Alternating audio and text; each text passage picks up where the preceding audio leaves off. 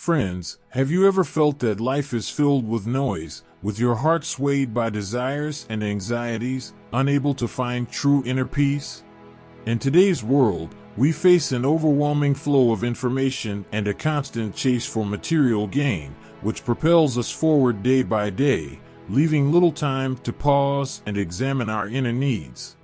As the Dhammapada says, the unwise are careless, lacking the mindfulness and awareness of life's essence. Without awareness, we're like driftwood carried by the tides, following the currents but without control. In today's video, we will delve into the meaning of mindfulness through the wisdom of the Buddha, learning how mindful observation can lead to true freedom and joy. Observation isn't about withdrawing from life, it's about returning to its core, staying aware in each moment, and freeing ourselves from needless desires. Through mindfulness, we can find life's true direction, no longer influenced by external judgments, but instead becoming masters of our own hearts. Mindfulness guides us beyond the mind's chaos to inner peace and tranquility. By the end of this video, I hope it inspires each of you to embark on a path toward calm and self-mastery. The fool is careless, but the master guards his watching. It is his most precious treasure. He never gives in to desire.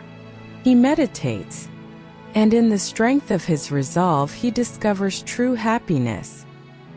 He overcomes desire, and from the tower of wisdom, he looks down with dispassion upon the sorrowing crowd. From the mountaintop, he looks down on those who live close to the ground, mindful among the mindless, awake while others dream, swift as the race horse. He outstrips the field. By watching, Indra became king of the gods. How wonderful it is to watch, how foolish to sleep. The bhikkhu who guards his mind and fears the waywardness of his thoughts burns through every bond with the fire of his vigilance. The bhikkhu who guards his mind and fears his own confusion cannot fall. He has found the way to peace. Life is three-dimensional, and man is free to choose. The freedom that man has is both a curse and a blessing. He can choose to rise, he can choose to fall. He can choose the way of darkness, or he can choose the way of light. No other being has the freedom to choose. Their lives are predetermined. Because they are predetermined, they cannot go astray, that's the beauty of it. But because it is predetermined, they are mechanical, that's what is ugly about it. Man is not yet a being in the true sense. He is only a becoming, he is on the way. He is searching, seeking, groping, he is not yet crystallized. That's why he does not know who he is. Because he is not yet, how can he know who he is? Before knowing, being has to happen. And the being is possible only if you choose rightly, consciously, with full awareness. Jean-Paul Sartre is right when he says that man is a project, that man creates himself by his own effort, that man is born only as an opportunity, as a possibility, not as an actuality. He has to become actual, and there is every possibility that he may miss the target. Millions of people miss the target. It is very rarely that a person has found his being. When a person finds his being, he is a Buddha. But the basic requirement is, choose your life with awareness. You have to choose anyway. Whether you choose with awareness or not makes no difference. Choice has to be made. You are not free in the sense that if you don't want to choose, you will be allowed not to. You are not free not to choose. Even not choosing will be a choosing. The millions who miss, they miss because they don't choose. They simply wait. They go on hoping that something is going to happen. Nothing ever happens that way. You have to create the context, the space, for something valuable to happen to you, for something essential to happen to you. There are two schools of philosophers in the world. One believes that man is born as an essence, the essentialist school. It says that man is already born ready-made. This is the idea of all the fatalists. The other school is that of those who call themselves existentialists. They believe that man is born not as an essence, but only as an existence. And what is the difference? The essence is predetermined. You bring it with your life. You bring it as a blueprint. You have only to unfold it. You are already made. There is no choice for you to make yourself, to create yourself. That is a very uncreative standpoint that reduces man to a machine. The other school believes that man is born only as an existence. The essence has to be created. It is not already there. You have to create yourself. You have to find ways and means to become, to be. You have to become a womb to your own being. You have to give birth to yourself. The physical birth is not the true birth. You will have to be born again. Jesus says to Nicodemus, "Unless you are born again, you will not enter into the kingdom of my God." What does he mean? Is Nicodemus to die first physically? No. Jesus means something totally different. He has to die as an ego. He has to die as a personality. He has to die as a past. He has to die as mind. Only when you die as mind are you born as a being. In the East, we have called the Buddhas the twice-born Dwij. Other people are only once born. A Buddha is twice born. The first gift of life is through the parents. The second gift you have to give to yourself. You can choose between these three dimensions. If you choose one dimension, you will attain a certain integrity, but because it is one-dimensional, it will not be total and it will not be whole. The first dimension is the dimension of science, of the objective world, of objects, things, the other. The second dimension is of aesthetics, the world of music, poetry, painting, sculpture, the world of imagination. And the third dimension is that of religion, subjective, inner. Science and religion are polar opposites. Science is extrovert, religion is introvert. And between the two is the world of aesthetics. It is the bridge, it is both and neither. The world of aesthetics, the world of the artist, is in a way objective only in a way. He paints, and then a painting is born as an object. It is also subjective, because before he can paint he has to create the painting in his inwardness, in his subjectivity. Before a poet can sing his song, he sings it in his innermost recesses of being. It is sung there first, only then does it move into the outer world. It is scientific in the sense that art creates objects, and it is religious in the sense that whatsoever art creates is first envisioned in one's own inner being. It is the bridge between science and religion. Religion is absolute inwardness. It is moving into your innermost core. It is subjectivity. These are the three dimensions. If you become a scientist and lose contact with aesthetics and religion, you will be a one-dimensional man. You will be only one-third. You will not be whole.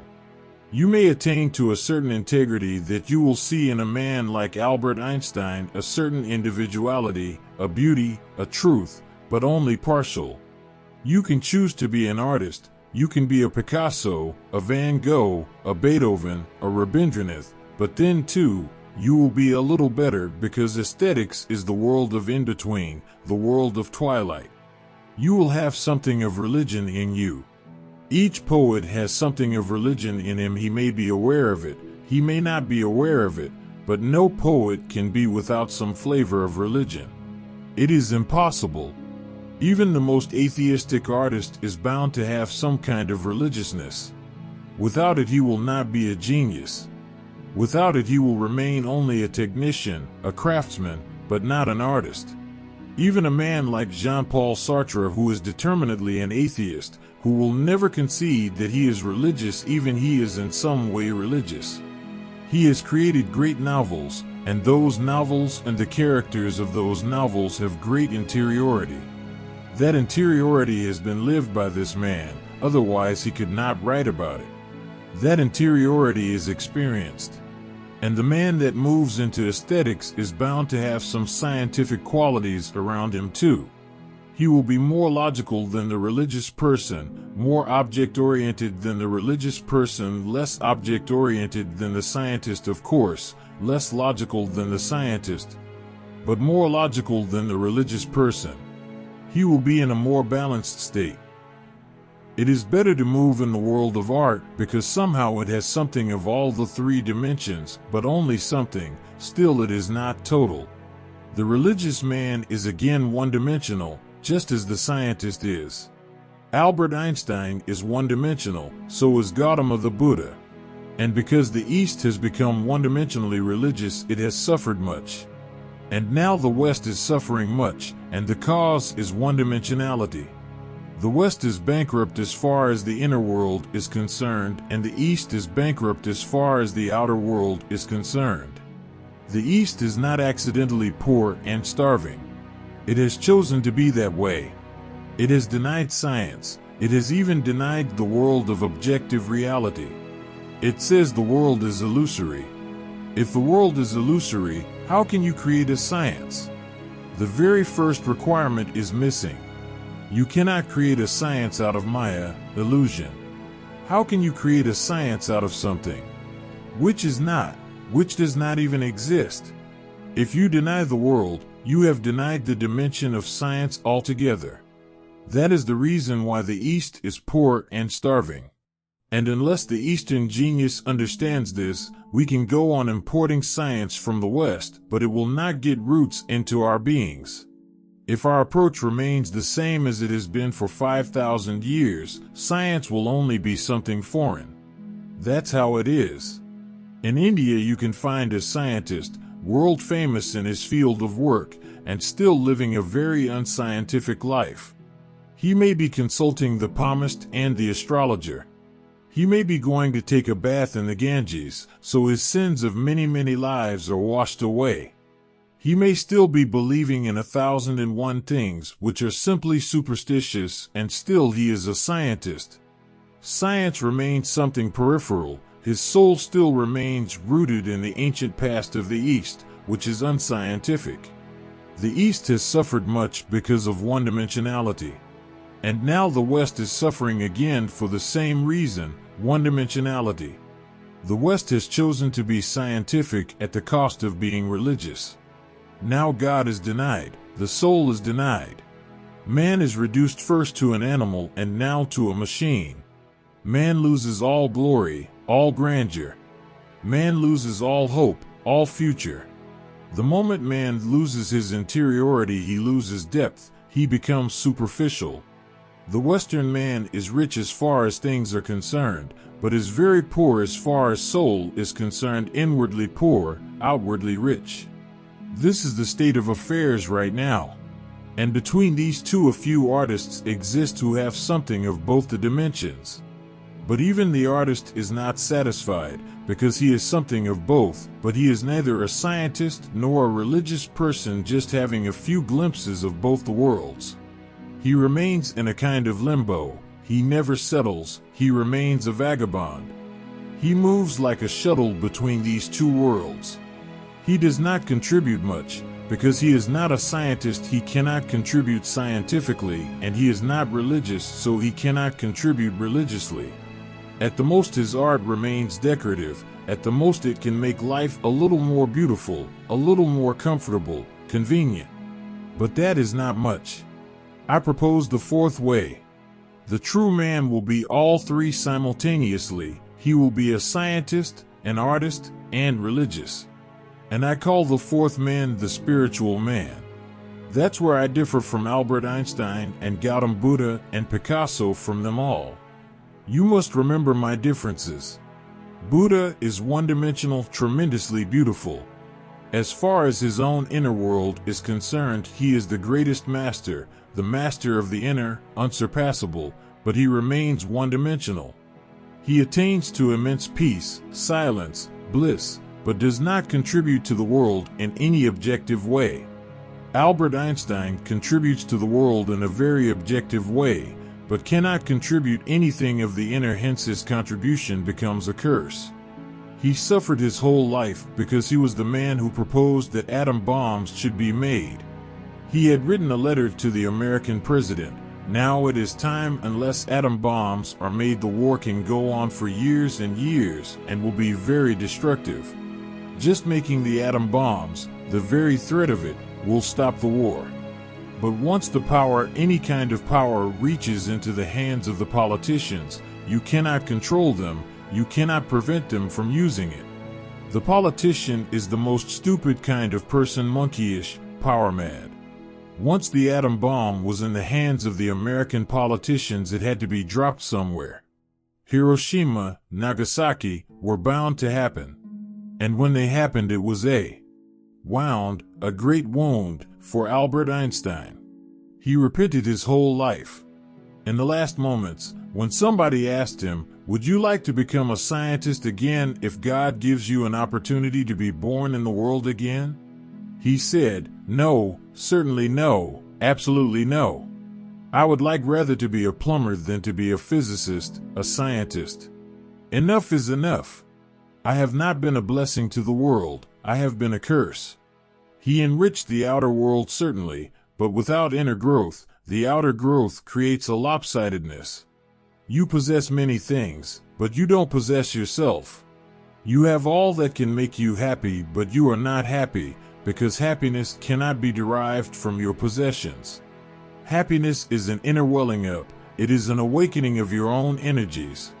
It is an awakening of your soul. Buddha contributed tremendously to the subjective dimension. He is a master par excellence. Whatsoever he says is absolutely true, but it is one-dimensional, never forget it. My effort here is to create the fourth way, a man who joins all these three dimensions of life into himself, who becomes a trinity, a trimurti, who has all these three faces of God to him, who has as much of a logical mind as is needed by science, and who is also as poetic as is needed by aesthetics, and who is also as meditative and watchful as is proposed by the Buddhas. The fourth man is the hope of the world. The fourth way is the only possibility if man is to survive. If man is still to exist on this earth, we have to find a great synthesis between these three dimensions. And if all these three dimensions are meeting, merging, melting into one, of course that synthesis is the fourth. I am speaking on Buddha, on Mahavira, on Jesus, on Patanjali, on Lao Tzu, and many more. But always remember that all these people are one-dimensional. I want to enrich your life through their teachings, but I don't end with them. I would like you to go a little deeper into other dimensions too. Hence the new commune is going to be a meeting place of East and West, of the subjective and the objective. In the new commune we are going to have scientists, artists, poets, painters, singers, musicians, meditators, yogis, mystics, all kinds of people pouring their energies into one great river. And that's how I would like the whole world to be. Buddha is to be incorporated in it. That's why I am speaking on him. And, of course, the third dimension, the religious, is one of the most important dimension. Without it, everything is soulless. Today's sutras. The fool is careless, but the master guards his watching. It is his most precious treasure. Buddha calls a man foolish, not because he is ignorant, not because he is not knowledgeable. According to Buddha, a man is a fool if he is unconscious, if he behaves unconsciously, if he lives in sleep, if he is a somnambulist. If he goes on behaving without any mindfulness, then he is a fool.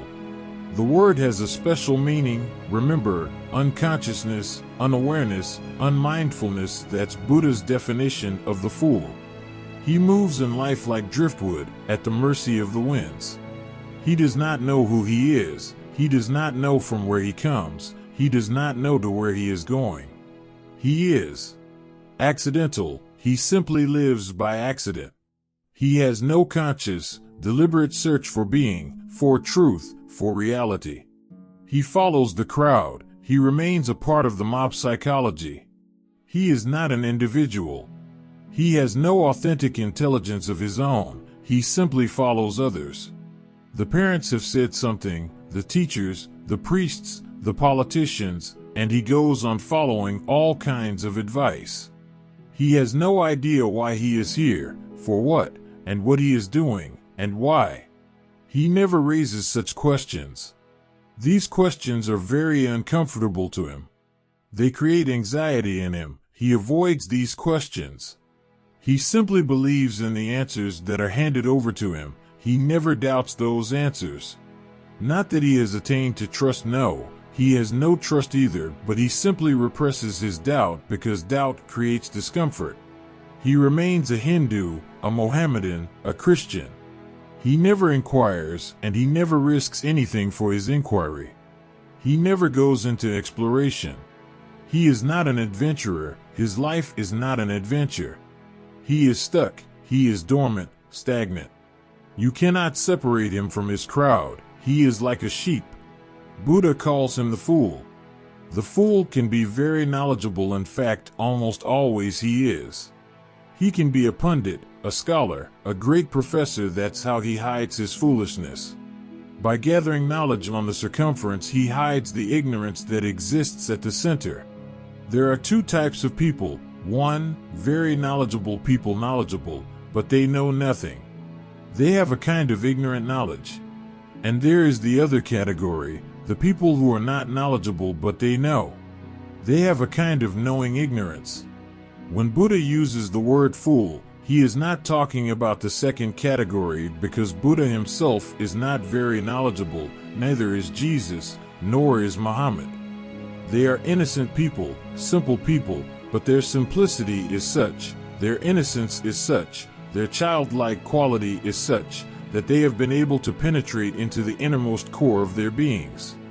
They have been able to know their truth. They have been able to reach the very core of their existence. They know, but they are not knowledgeable. Their knowing is not through scriptures.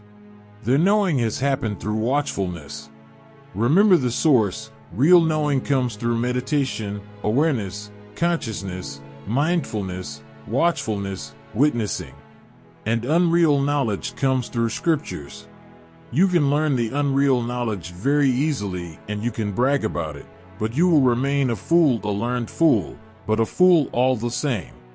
If you really want to know, you will have to drop all your knowledge. You will have to unlearn it. You will have to become ignorant again, like a small child, with wondering eyes, with alertness. You will be able to know not only your own being, but also the being that exists in the world, the being that exists in the trees and the birds and the animals and the rocks and the stars. If you are able to know yourself, you will be able to know all that is. God is another name for all that is. The fool is careless. By carelessness, Buddha means he behaves unconsciously. He does not know what he is doing. He simply goes on doing things because he cannot remain unoccupied. He wants constant occupation. He cannot remain alone. He wants constant company. He cannot remain unengaged even for a single moment, because whenever he is unengaged, unoccupied, alone, he starts facing himself, and he is very afraid of that. He does not want to go into the abyss of his own being. All that he knows is meaningless there. All that he knows, he cannot carry it there. All his knowledge, all his efficiency, all his scriptures, all his theories are utterly futile in the inner world. He clings to the outer because there he is somebody. In the inner world he is a nobody. Just watch people. In fact, it is the greatest entertainment. Stand by the side of the road and just watch people. What are they doing? Why are they doing it? And then watch yourself. What are you doing? And why? A man picks up a young woman in a hotel lobby and goes to her apartment with her. They both undress, but then she says, "First chase me."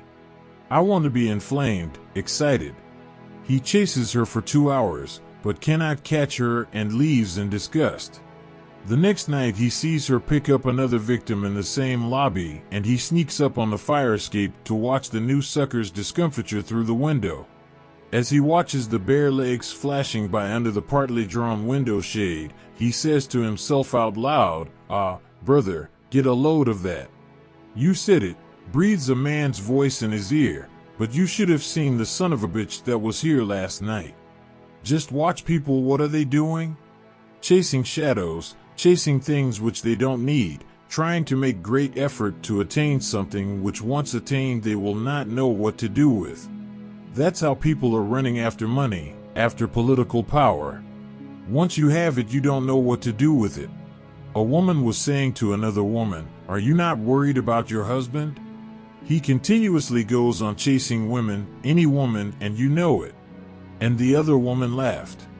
She said, "There is nothing to worry about. His chasing women is like dogs chasing cars." The other woman said, "I don't understand. What do you mean, dogs chasing cars?" She said, "Yes, dogs chasing cars. Once they have caught one, they don't know what to do with the car, and that's how my husband is. He will chase a woman, he will catch hold of her. Then he does not know what to do with her. I know him. That's why I am not worried." This is the situation. Somebody wants to be very famous, and he will waste his whole life in becoming famous, and then he will not know what to do with it. In fact, once you become very famous, you want to become unfamous again, because it is such a weight. You cannot relax. You cannot go anywhere without being watched by the crowds. You have no privacy anymore. You cannot live any personal life. Everybody is looking, watching, investigating your life. You cannot laugh. You cannot talk with ease. Everything becomes difficult. Just a few days ago, Jimmy Carter said that if Kennedy stands against him in the presidential election, he will whip his ass. Now he is being condemned all over the world for using that word. You cannot even use an innocent word. Now he must be feeling very repentant for what he has done. He has committed a crime. You don't have a private life when you are famous. When you are a president of a country, a Nobel Prize winner, you are a public thing. You are always on show, in the show window. You always have to keep dressed up. You cannot make a simple gesture in freedom. People have money, and then they don't know what to do with it. The accidental man is foolish. The wise man moves deliberately, takes each step consciously. His life is a constant inquiry for truth. He does not go astray. He remains alert in every one of his acts, not because of others. He remains alert because it is only by being alert that he will become integrated, that he will become crystallized. The fool is careless. The wise man cares. He cares about himself, he cares about his life, and he cares about others too. He cares about everything because he values his life. He knows that it is very precious, that it is a God-given opportunity to grow, that it has not to be lost in a kind of drunkenness. A reformed prostitute has joined the Salvation Army and is giving testimony on a street corner. "I used to lie in the arms of men," she confesses, "white men, black men, Chinamen. But now I lie in the arms of Jesus." "That's right, sister," cries a drunk in the back row, "fuck him all." Just watch people and watch yourself, and you will be surprised how unconscious, how drunk we are. How careless. We don't listen to what is said. We don't see what we see. Our eyes are clouded, our minds confused, our beings have no clarity. We are not perceptive, we are not sensitive. We go on uttering things which we don't mean, and then we suffer for them. We go on saying things which we never wanted to say. We go on doing things even while we are doing them. We know that we don't want to do these things, still we go on doing them. Some unconscious force goes on driving us. Sometimes we even decide not to do a certain thing, not to say a certain thing, still we do it, even against our own decisions. We don't have any resolution, we don't have any resolve, we don't have any will. She knew that these were to be her last few hours on this earth, so she called her husband to her side and in a halting voice told him her last request. "I know," she said, "that you and Mother have never gotten along. But would you, as a special favor to me, ride to the cemetery in the same car with her?" "All right," replied the unhappy husband. "But it will spoil my whole day.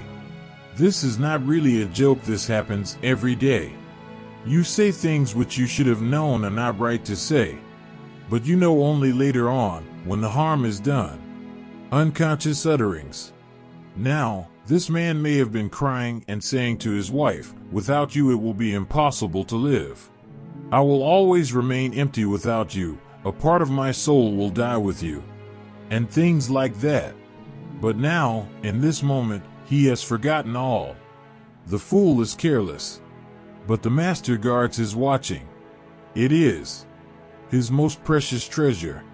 The fool remains a slave of the instincts, a slave of unconscious desires, a slave of whims, a slave of the society in which he is born, a slave of the fashions, a slave of anything that happens around him. He simply picks it up. If the neighbor is buying a new car, he has to buy a new car too. He does not need it. If the neighbor has purchased a house in the hills, he has to purchase one. It may be difficult and hard to manage for the money. He may have to borrow. It may take years for him to pay, but he has to purchase it. His ego is hurt. People are living imitatively, very carelessly. Among the Eskimos there is a tradition, a very beautiful tradition, that each year, the first day of the year, every family looks in the house for what is unnecessary, and what is necessary they sort things out. And only what is absolutely necessary is saved. All that is unnecessary is given as gifts to people. And you will be surprised to know that the Eskimo's home is the cleanest home in the world, has a purity about it, no garbage, nothing accumulates. Spacious, small, but spacious, only that much which is necessary, absolutely necessary. Just think of all the things that you go on accumulating. Are they really necessary? Do you really need them? Or is it just because people are accumulating that you also become accumulative? The watchful man becomes the master of his life. He lives it according to his light, not according to others' lives. He lives it according to his own needs. And remember, your needs are not many. If you are wise, watchful, you will have a very, very contented life, and very simple, and with small things. But if you are imitative, then your life will become very complex, unnecessarily complex. And I am not giving you particular directions about what you should have and what you should not have. I am simply saying go on watching. Whatsoever is necessary for you, have it, and whatsoever is not necessary for you, forget about it. This is the way of a sannyasin. I am not for renouncing things, but I am certainly for renouncing unnecessary garbage. And it is not only that you collect unnecessary things, you desire unnecessary things, and you never meditate whether those things are really necessary. Are they going to help in any way? Are they going to make you more happy, more blissful? Before you start desiring a thing, think it over thrice, and you will be surprised. Out of 100 of your desires, 99 are absolutely useless. They simply keep you occupied. That is their only function. They keep you away from yourself. That is their only utility. They don't allow you time, space to be with yourself. They are dangerous. It is because of these unnecessary things that you will waste your life, and you will die a bankrupt. The master guards his watching. I have heard. The husband and wife are being driven crazy by the continued presence of the wife's brother, who came to spend the weekend but is still there 6 months later. They decide that the wife will cook a chicken and the husband will pretend it is overdone. They will put the matter to the brother-in-law. If he says the chicken is good, the husband will throw him out. If he says the chicken is bad, the wife will throw him out. It can't fail. The scene is set up as planned, with much pretended shouting and recrimination, while the brother-in-law silently stows away his food. Suddenly the husband and wife stop shouting and turn to him. "Harry," says the husband, "what do you think?" "Me," says Harry, biting into the chicken leg. "I think I am staying another 3 months." Must have been a very watchful man. Must have been very careful, alert. He is not caught in the trap. The trap was certainly very subtle. Unless he was very alert, it was bound to trap him. He does not give any opinion. He simply states a fact, that I am going to stay 3 more months. Live watchfully and you will not be trapped. Live unconsciously, and on each step you are trapped. Your life becomes more and more imprisoned. And nobody is responsible except you. But the Master guards his watching. It is his most precious treasure. Whatsoever he does with total awareness. Whatsoever you do almost mechanically. You will have to de-automatize yourself. That's what meditation is all about, the process of de-automatization. You have become automatic. You go on driving the car, smoking the cigarette, talking to the friend, and thinking 1,001 thoughts inside. Most accidents happen because of this. More men are dying every year in car, train, airplane, and similar accidents than die in war. Adolf Hitler may not have killed as many people as are being killed every year by the mechanical behavior of man around the earth. But what can you do? That's your whole way of life. That's how you live. You eat, you simply go on stuffing. You don't pay any attention to what you are eating. You make love to your wife or your husband, you don't even see the face of the woman.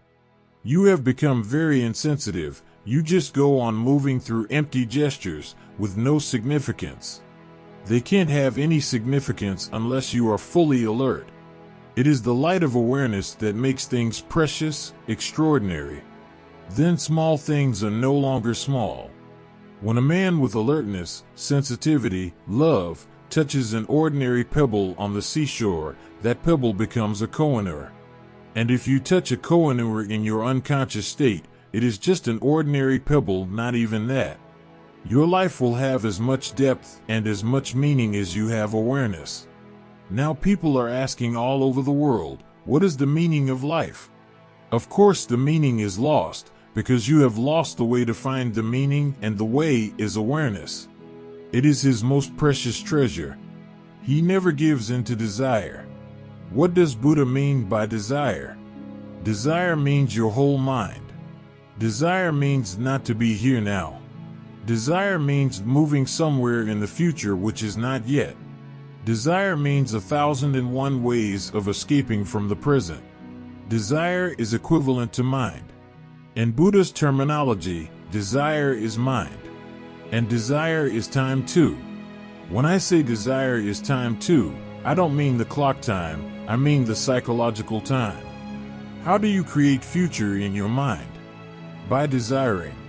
You want to do something tomorrow, you have created the tomorrow, otherwise the tomorrow is nowhere yet, it has not come. But you want to do something tomorrow, and because you want to do something tomorrow, you have created a psychological tomorrow. And people are creating years ahead, lives ahead.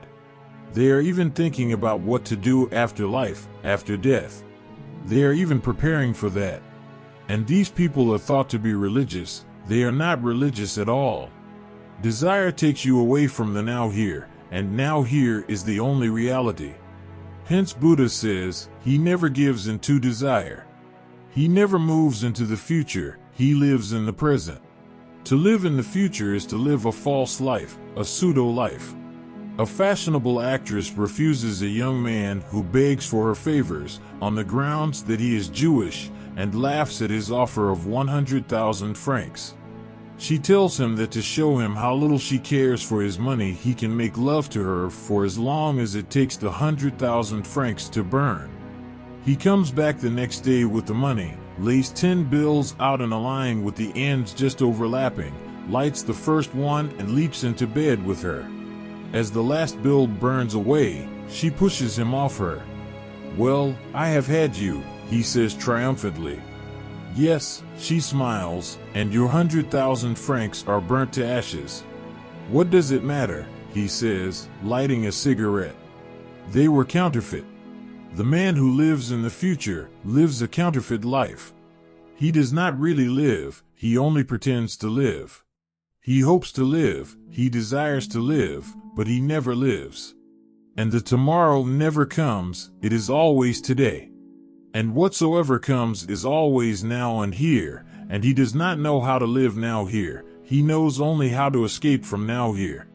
The way to escape is called desire, tanha, that is Buddha's word for what is an escape from the present, from the real into the unreal. The man who desires is an escapist. Now, this is very strange, that meditators are thought to be escapists. That is utter nonsense. Only the meditator is not an escapist, everybody else is. Meditation means getting out of desire, getting out of thoughts, getting out of mind. Meditation means relaxing in the moment, in the present. Meditation is the only thing in the world which is not escapist, although it is thought to be the most escapist thing. People who condemn meditation always condemn it with the argument that it is escaping from life. They are simply talking nonsense. They don't understand what they are saying. Meditation is not escaping from life, it is escaping into life. Mind is escaping from life, desire is escaping from life. He never gives in to desire. He meditates. He brings himself again and again to the present. Again and again the mind starts functioning and he brings it back to the present. Slowly, it starts happening. The window opens and for the first time you see the sky as it is.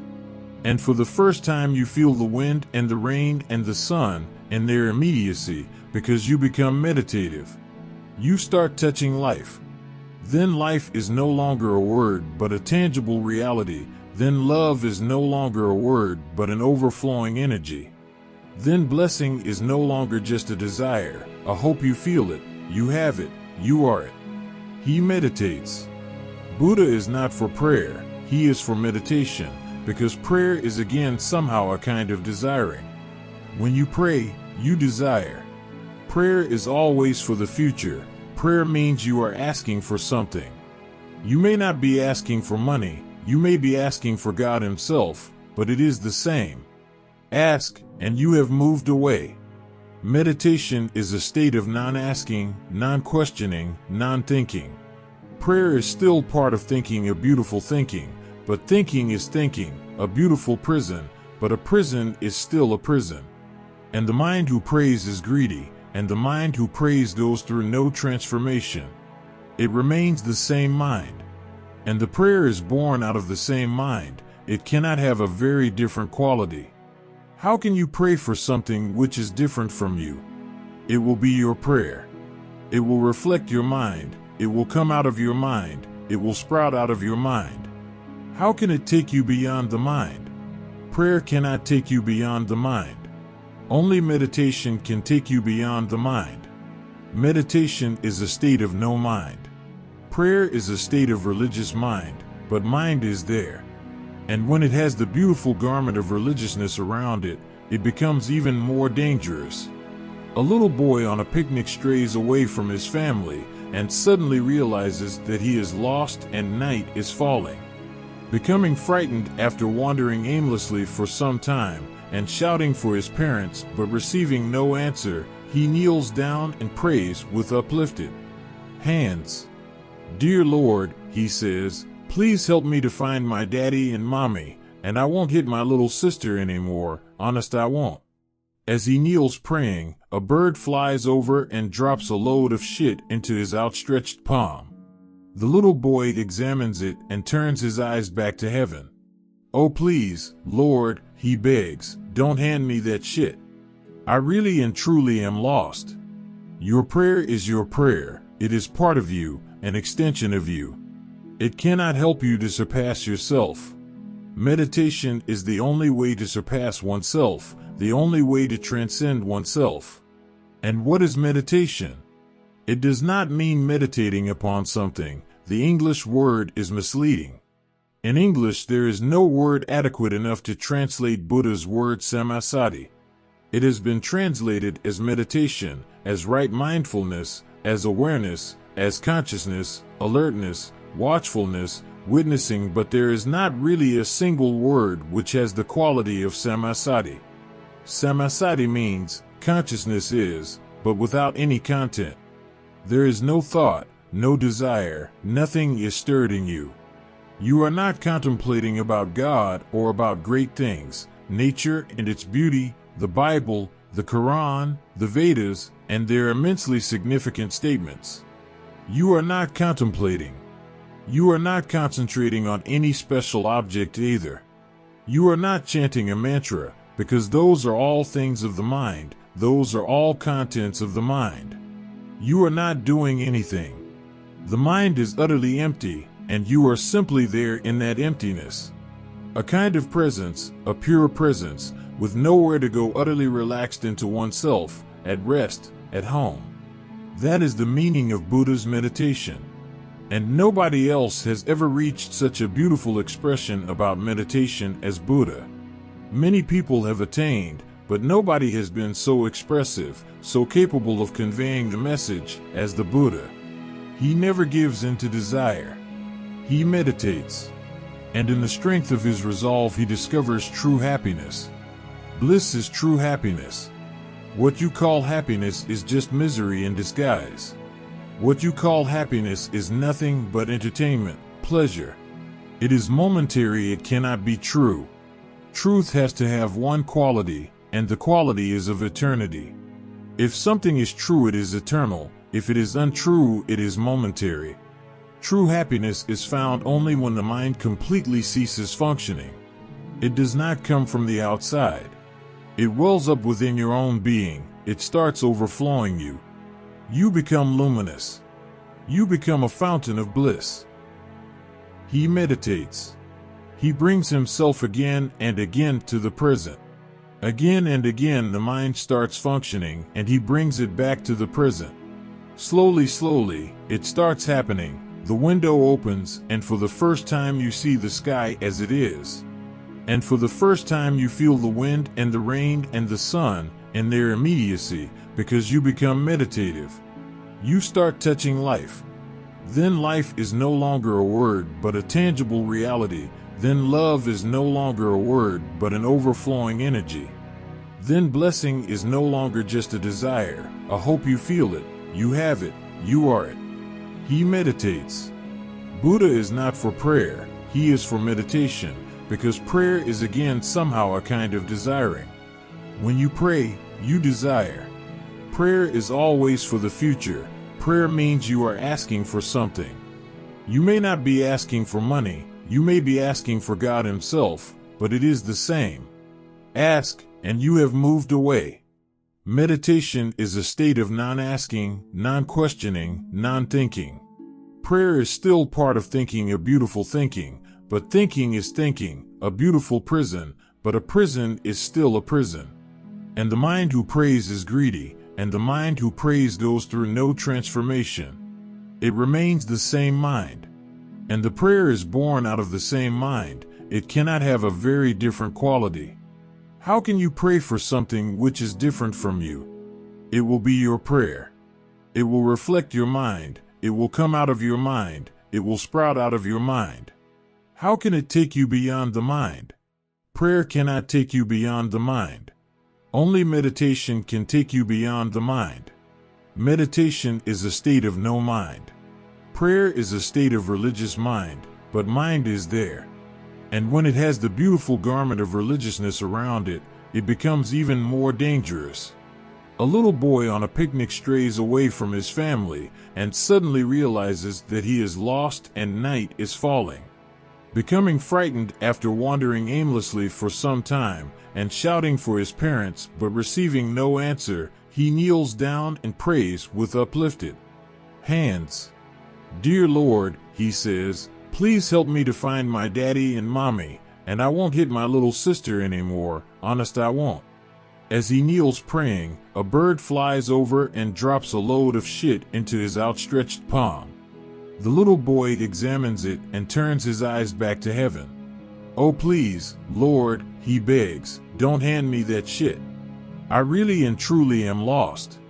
Your prayer is your prayer. It is part of you, an extension of you.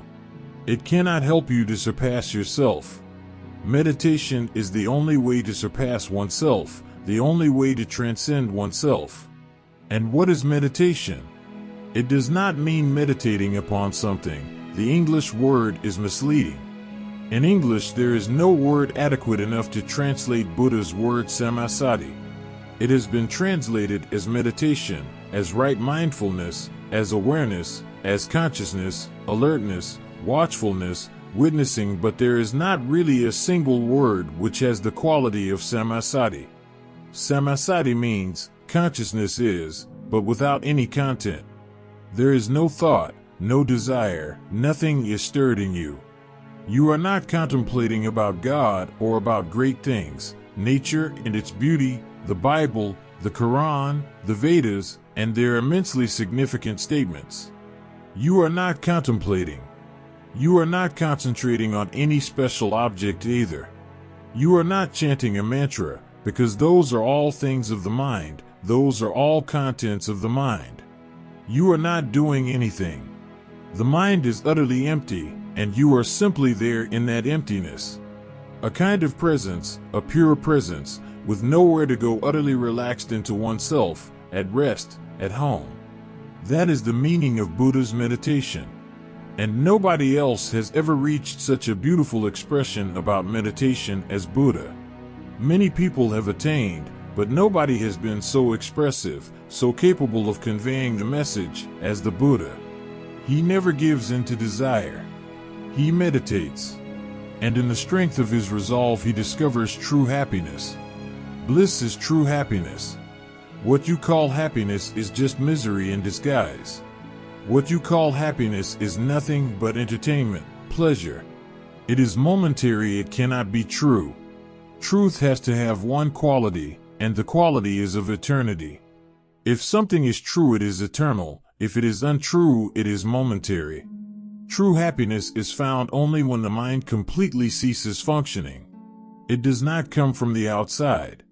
It wells up within your own being. It starts overflowing you. You become luminous. You become a fountain of bliss. Today's content has guided us into the wisdom of the Buddha's mindfulness, showing us the strength and peace that come from living with clarity. Mindfulness is a form of inner awareness, a key that lets us see through worldly noise and reach the essence of life. The Buddha once said that a monk, through mindfulness, finds true happiness in the strength of his resolve. This reminds us that only by letting go of attachments to the outside world and standing firm within can we experience true joy. It's not just a spiritual transcendence, but a journey toward a richer, more complete life. In the days to come, try bringing mindfulness into small aspects of daily life, whether in conversations with family or moments alone. Let go of distracting thoughts, focusing instead on the present moment. It may feel challenging at first, but with persistence, you'll start to notice a quiet, growing stability within. We don't need to withdraw from the world, rather, we need to find peace within it. As mentioned in the video, we seek a fourth way, a life that combines science, art, and spirituality, helping each of us find our own true path. If today's content resonated with you, please subscribe, share your thoughts, and let's continue on this journey of mindfulness together. Thank you for watching, and see you next time.